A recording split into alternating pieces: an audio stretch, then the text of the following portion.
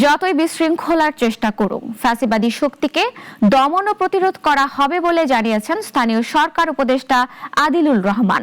আর তথ্য উপদেষ্টা সৈয়দা রিজওয়ানা হাসান বলেন, গণতন্ত্রের চর্চায় গণমাধ্যম সবসময় বলিষ্ঠ ভূমিকা রেখেছে।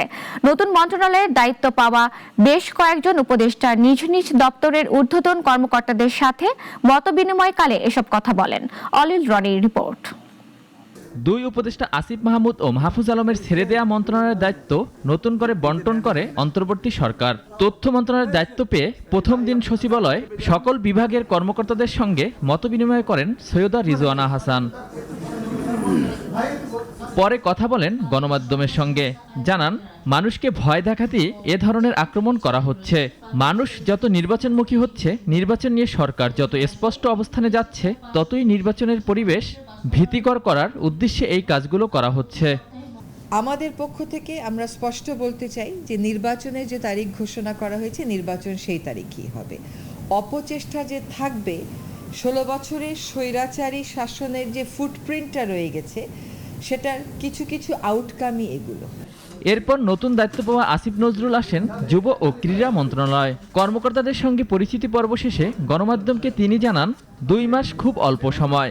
দুর্নীতি বিরোধী অভিযোগের বিরুদ্ধে পদক্ষেপ ও ঢাকার বাইরে ক্রীড়া সংগঠনগুলোকে আরও গতিশীল করার কথা। সবসময় ঢাকার বাইরে গেলে অন্য মন্ত্রণালয়ের দায়িত্ব নিয়ে শুনতাম, ওখানে খেলাধুলা খুব করুণ অবস্থা। আমরা তো সব ঢাকা কেন্দ্রিক হয়ে গেছি। ঢাকার বাইরে যে স্টেডিয়ামগুলো আছে, তারপর আপনার বিভিন্ন আমাদের মন্ত্রণালয়ের বিভিন্ন অফিস আছে, সেগুলোকে কীভাবে অ্যাক্টিভেট করা যায় সেটা চেষ্টা করব।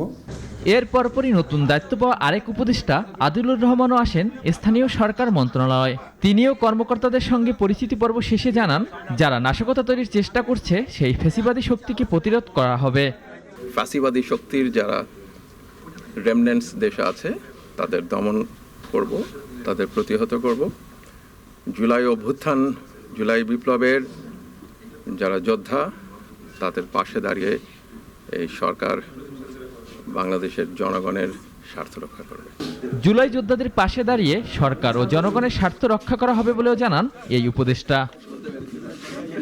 অলিউল রনি, নাগরিক, ঢাকা।